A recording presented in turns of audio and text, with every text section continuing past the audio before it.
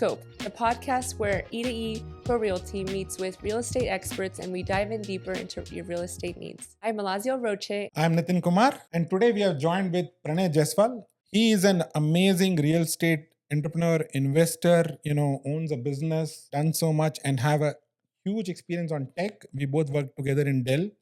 So he's going to give his advice to all the audience, right? How to become a successful real estate investor, own a real estate business, do all this. He has done it all in such a quick time. Tell us a little bit more about your background first, and then we can talk about how you switched. Absolutely. So I've known Nitin for many years, probably more than a decade plus, 1.5 decades, I guess. But yeah, had a very conservative career. Worked at Dell for close to 15 years, always in tech.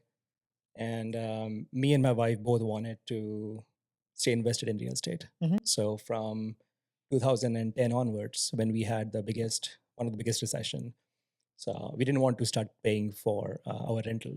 So we bought a house, and we always kept buying a few properties a year, which is a good advice. But yeah, since then, over the last 15 years, we have been investing in real estate to a point where we wanted to quit our job.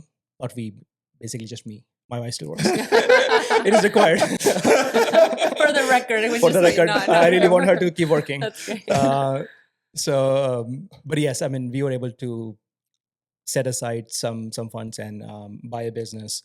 And I own House Doctors of Austin, which is a home remodeling and handyman company. And we serve all of Austin and in neighborhoods. So it's been a pretty amazing ride, from tech to entrepreneurship to owning a business and running business P&Ls and everything. So it's been very rewarding. Amazing.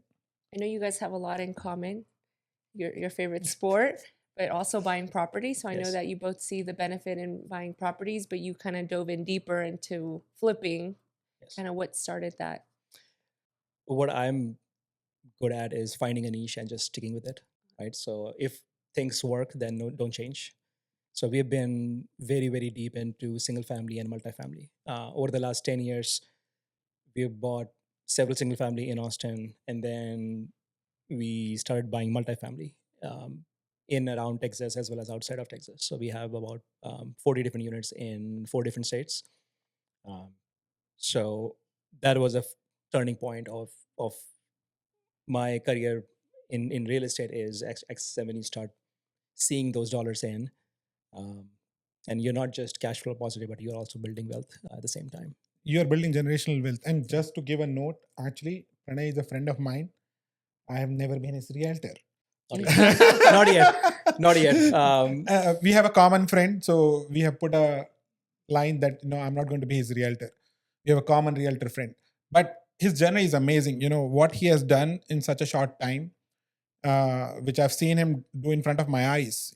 We have both taken a different route, but he has gone really, really deep into finding great deals, and he not only did this for the houses, now he owns a business doing something similar, which he learned, which is amazing. And if we can share those ideas, how you came up here in this discussion, that will be awesome. Yeah, absolutely. I mean, I'm going to say finding deals is you work with your realtor. And Nitin is one of the best realtors I've seen. Not just because he's my friend, but I've seen his work. I've seen him grow personally. I like his approach, which is very similar to mine, is always go back to your spreadsheet, right? If the number works, that's a good deal. I've bought deals without seeing properties, honestly. It makes a lot of sense now for you guys. Both are very analytical. You're very number oriented. It makes sense. That's why some of the engineers are one of the best investors. You have to go back to the numbers. You won't believe we bought a property in Raleigh without seeing the property. It was a dump. It was 6 unit. It was generating probably 500 a month, but it was 6 units. It required a lot of work, but we saw the potential. We saw Raleigh being Raleigh, and numbers made sense. We invested more money, and then right now it is cash flowing, probably 3,500 a month. So, I mean, that's just one of the examples. There could be many similar stories in Austin and around Austin where you can still cash flow. There are many strategies that I'm sure Nitin is very familiar with. So, finding your niche.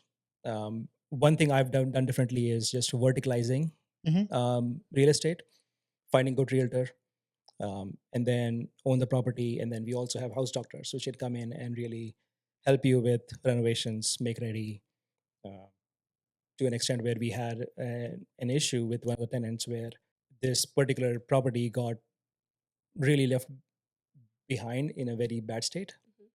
We invested about $30,000. I'm not kidding. New floor, new windows, new doors, new paint, Everything. New appliances, basically the brand new house. Yeah. It was all done by house doctors. But it is just, if I were to do this at real or market cost, it would have cost me about 50K. So the experience you have by investing, in this way, which is unique, you have gained the experience. Now you're using it for the business. You have developed a business around it, which is great, right? Doing this exercise. Is there a way you measure your balance, having risk versus rewards? When you look at the deal, you do some analysis on it. And is there a SWOT analysis or anything you look at, right? Hey, this is the way I should go for this? Well, right now the kids have ChatGPT. Back in my days, I don't want to sound too old, but yes, when we didn't have ChatGPT 2 years ago, Excel is your friend, right? I usually underwrite my deals very conservatively. That's one of the good risk mitigation is if you think your house is going to get, let's say, $2,500 in rent, just assume it's not going to get that. Just assume $22,000. One of the learnings I've learned is your CapEx, you always underestimate the CapEx involved, meaning your HVAC going out. It can happen. It happens once every 10, 15 years, but maybe you are the unlucky guy. You just bought the house and your HVAC goes out. Right? You have to account for all those things, including vacancies of 5%, including turnover, including your any random issues that could happen to your property. So for the larger deals, we underwrite very conservatively so that we have better risk mitigation strategies. That's one thing I would do.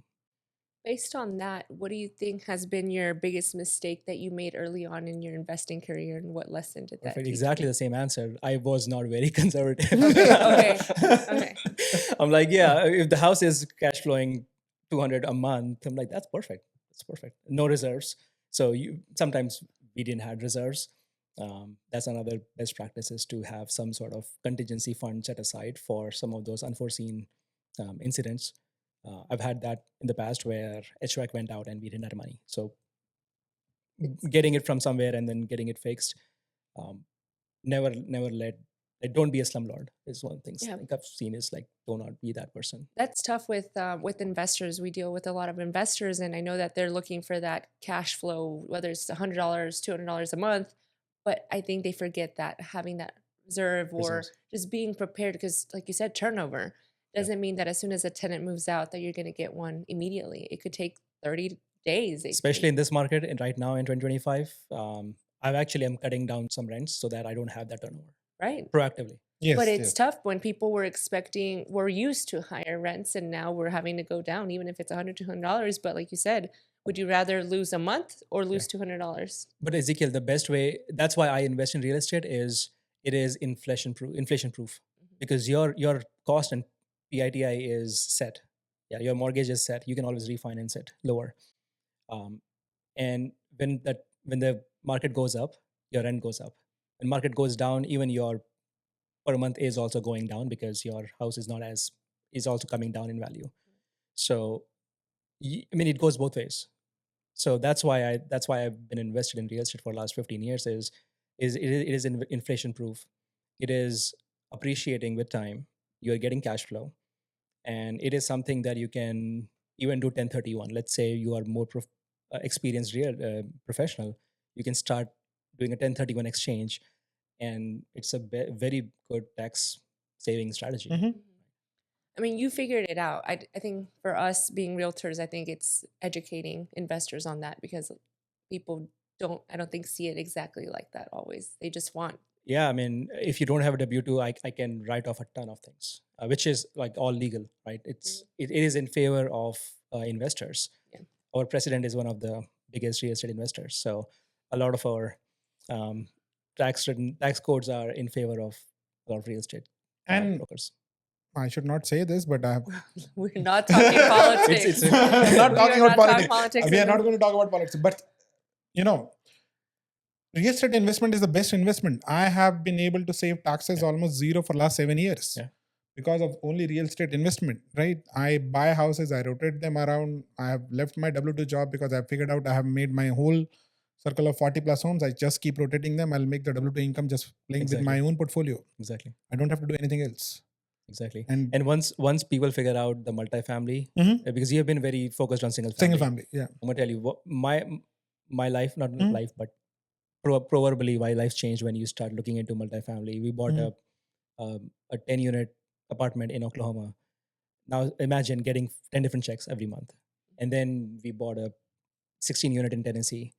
So things can multiply very fast if you move into from single to multifamily. But again, for new investors, single family is the best. The reason, I'm very excited to have you on this is basically you have done more than other people can do, right? You have expanded your horizon. You're not stuck to only Austin. You have bought in multiple areas, right? And I'm sure being in Austin, still buying in other places, you have used some strategy, you have used some tools, you have used relationships to do all that stuff. If you can give highlight about what you are doing to make these deals happen, how those deals comes to you, are you using Crexy? Are you using some other special, stuff to figure it out? That will be helpful. Honestly, everyone thinks there is a silver bullet. There is no silver bullet. Have a good realtor. Access to Zillow is good. There are a bunch of off-market listings that you can go if you are more senior, more experienced. If you want to take that risk, off-market deals are also there. Then I've been getting a lot of those deals as well. But go back to fundamentals, I would say. Right? Do not forget, cash flow is king. A lot of people make a mistake of thinking I am breaking even and I'm just banking on appreciation. I've seen that a lot, including my friends. And that is the single biggest thing I disagree with, is you have to make sure that you are cash flowing enough. And then appreciation is just the bonus. It is cherry on top. If you get it, great. If not, then you're not bleeding.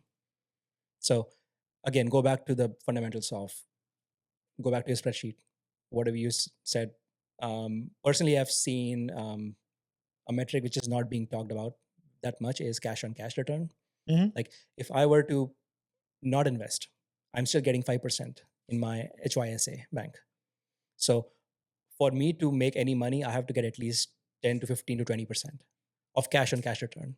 So if I'm investing 50K in a single family home, I should at least get 5,000 a year back, which is my 10%.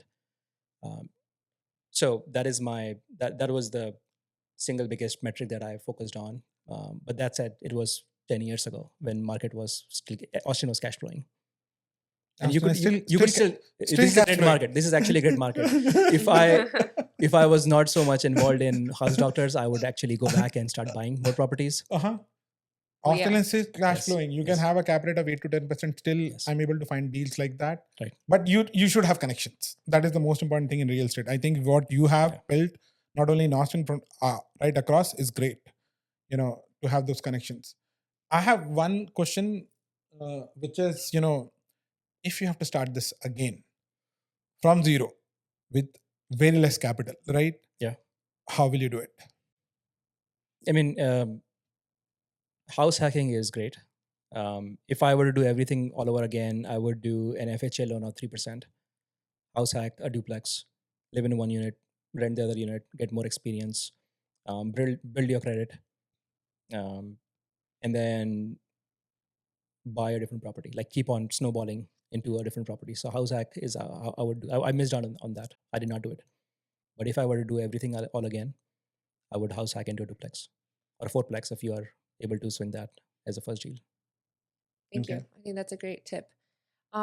Just kind of switching it up a little bit, if we want to talk a little bit more about House Doctor, would you say you're more like a property management company? Are you more like a contractor? Like, how do you see House Doctors? So we are a home remodeling and handyman company. We are not a property manager. We are someone people would call in if they need help with their house. So we do everything from make ready for realtors to a consumer who really wants to upgrade, let's say, we just wrapped up a kitchen at one of my friend's place, build a brand new kitchen. We did a bathroom recently. We are building decks. We are building porches. We even work with commercial agencies. We have a bunch of different commercial contract of caulking in the window or moving cabinets from one place to another place. Literally, my guys right now are in San Marcos doing a commercial job. So we do everything that is inside the house, from flooring, paint, kitchen, bath, deck, to everything. And I use the same company to flip properties as well. That is the plan. That is the current plan. Yeah, you have in-house staff to just get into a house, remodel it, and sell it. Exactly. That's the plan. So if you have more deals that way, Hey, we can partner on deals. We can partner on deals. We can be your investor. We can get you the deals. You can fix it up. Exactly. And then we'll share cost. We'll share profit. Yes, definitely. You have built a portfolio, right? What is the time when you think you're going to realize benefit of it? Are you going to keep it long term? Pass it on. There are ways to pass it on without any taxes. Yeah.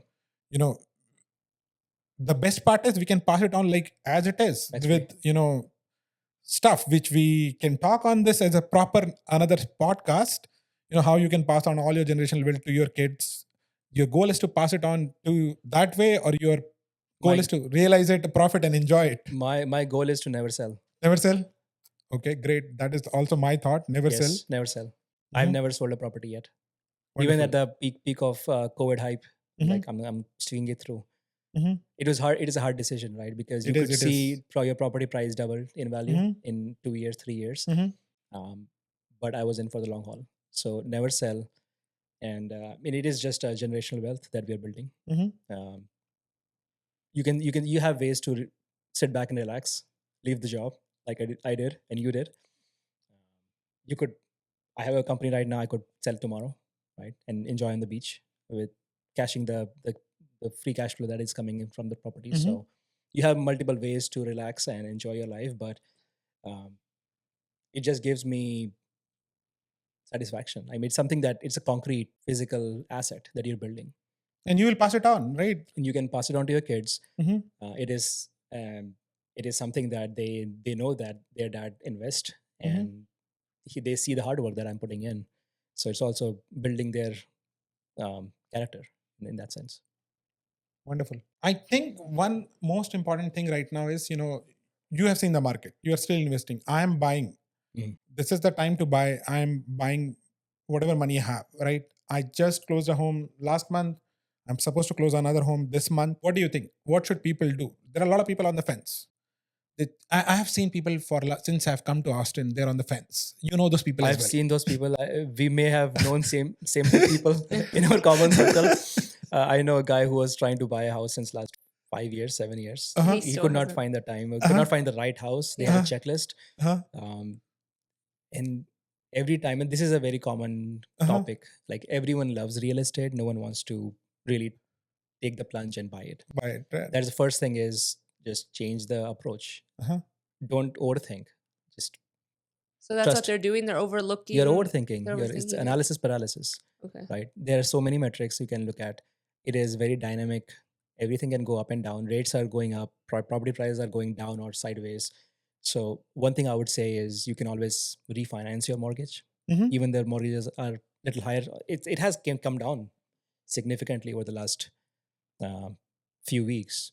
But you can always refinance your mortgage, right? I mean, I'm sitting at 2.65 for my primary house. But you are not going to get those rates again. But yeah, I mean, you can log in for 5%, buy a house right now. I'm not investing in Austin right now, but if I were really have to invest, Austin is the best place to be, including Nashville, other places in the US.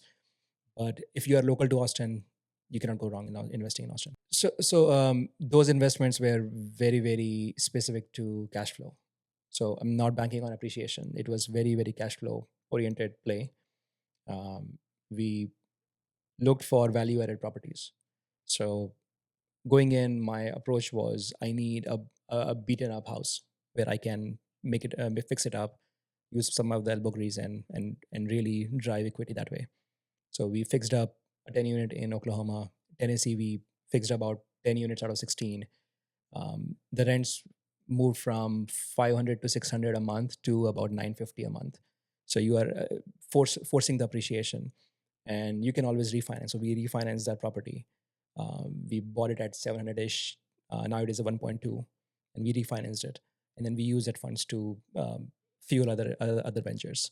So it's a very unique tool that you have is when you do force appreciation, you can then refinance that property. They call it BRRRR method. And I've done that a couple of times now. So it works absolutely as well as in Austin. People go through different route. When I used to work in my last job, my manager bought 3 apartment complexes in 4 years with a partnership.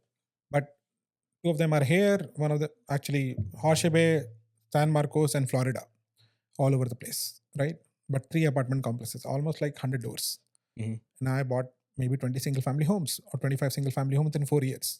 That was our common connection apart from work, but you have to take a plunge. Yeah. You have to take a plunge to go into this deep dive. And there is not much which can go wrong in real estate, to be honest. If you can hold, that is all you have to do. Yeah. You don't have to buy something which you cannot afford. You have to just buy something which is like, you can manage. And there are ways to manage. If you are really, really struggling, build a partner in the deal and then you will survive. Exactly. I mean, I've personally managed all my properties in Austin. I never had a property manager. Like for some of the guys, property management is the way to go. But finding the right property that does not require significant work, my strategy was to find a property which is 10, 15 years old.